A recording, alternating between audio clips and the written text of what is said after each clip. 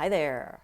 I am Lori St. Clair, Master of Evolutionary Astrology, spiritual medium, here to talk about real astrology from a real astrologer. We've got a new moon happening March 18th, 2026 at 28 degrees of Pisces. The sun and the moon are together. They are in an exact sextile to Uranus in Taurus. So we really have an opportunity to start making our dreams real. Now you want to make sure that you're focused. Sometimes dreams, let me just put the emphasis on make sure what you're focusing on right now is what you want to come into manifestation. If you are focusing on something you don't want to see more of, stop it. We're going to do the Bob Newhart, stop it. Now, there is a lot of Pisces energy in this chart. We've got the sun, we've got the moon, we've got Mercury, we've got Mars, we've got the North Node all in Pisces. Jupiter is also in Cancer, so another water sign. So emotions can be very high right now, and no surprise, really. But keep in mind that Neptune, the planet that rules Pisces, has moved into the sign of Aries.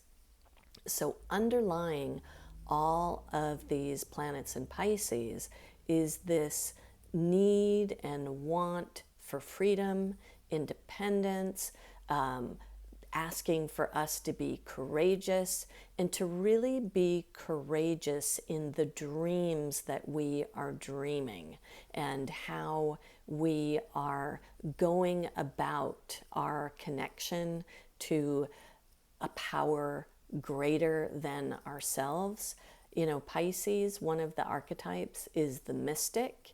It's really connected to what we cannot see, what we cannot prove.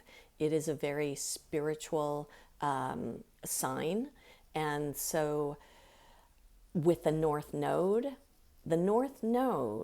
is what we are learning collectively. And the South Node is kind of where we're not doing a great job and where we're kind of shooting ourselves in the foot. And it's kind of the rut that we need to get out of. So I really want to emphasize this because it's such an opportunity for us as a collective and of course individually. And that Neptune in Aries is all about the individual. And of course, what makes up the collective but a bunch of individuals? So it really is this theme about how we are all connected and at the same time how we are all individual. So it's about holding the concept of duality and oneness. When we come into the body, when we incarnate into the physical, everything is separated. We become dual. Spirit is one. There's never any division. And I really want to stress that is that as spirits in a physical body, we have to remember that we are spirit first and foremost. And as we are spirit first and foremost, we cannot die. We are indestructible, no matter what it might look like. And so to not get caught up in the drama and the story that takes you away from your oneness, that creates more division. And all you have to do is step outside your door, turn on the TV, turn on the radio, put on your internet, social media.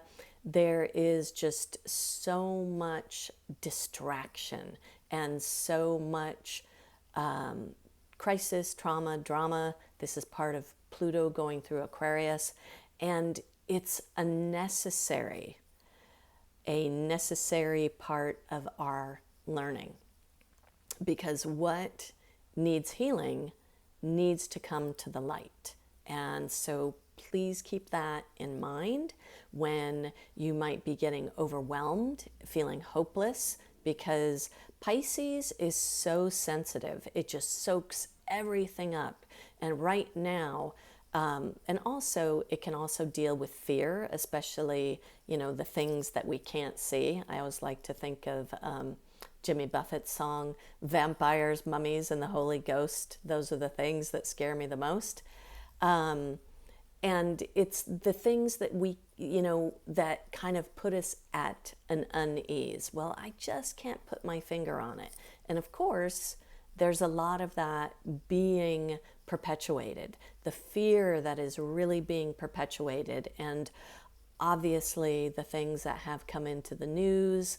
And I want to focus on, I've talked about the South Node in Virgo as being, looking at how critical we can be, that kind of thing. But I haven't really focused on Virgo deals with unequal relationships. It deals with mentors.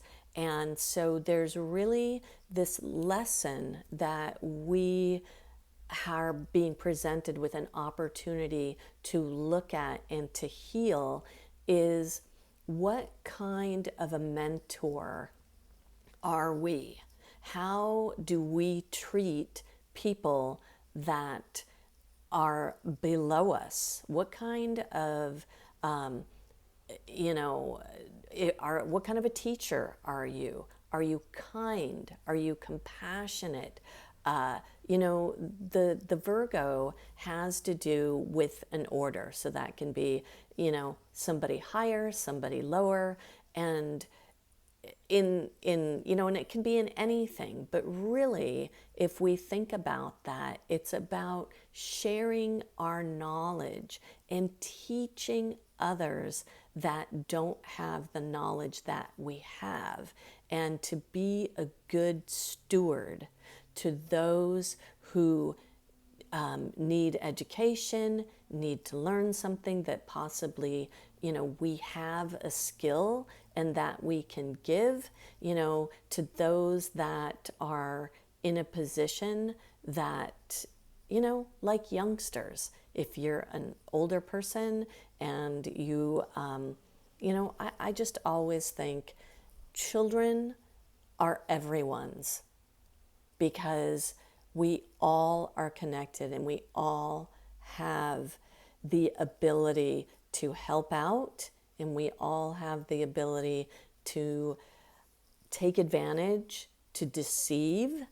And that is really what's been in the news, and how there's really been so much of taking advantage of those who were in need of guidance, in need of a mentor, in need of someone to help them. And so just keep that in mind if at this new moon, is how can you be of service in the most kind and compassionate way, taking out your own self-criticism, taking out the criticism of others, because that really does nothing but separate. And it's not that we shouldn't have awareness, because sometimes we need awareness of, this is a bad example, this is what not to do. It's important to be able to learn from experience and to hopefully learn from other people's experience so that we don't have to repeat it. So I just want to remind everybody to focus on what you want, focus on the love, focus on the connection to something greater than yourself, and to remember that we can always begin again. There is always a new beginning offered to us. All right. Thanks. Ciao.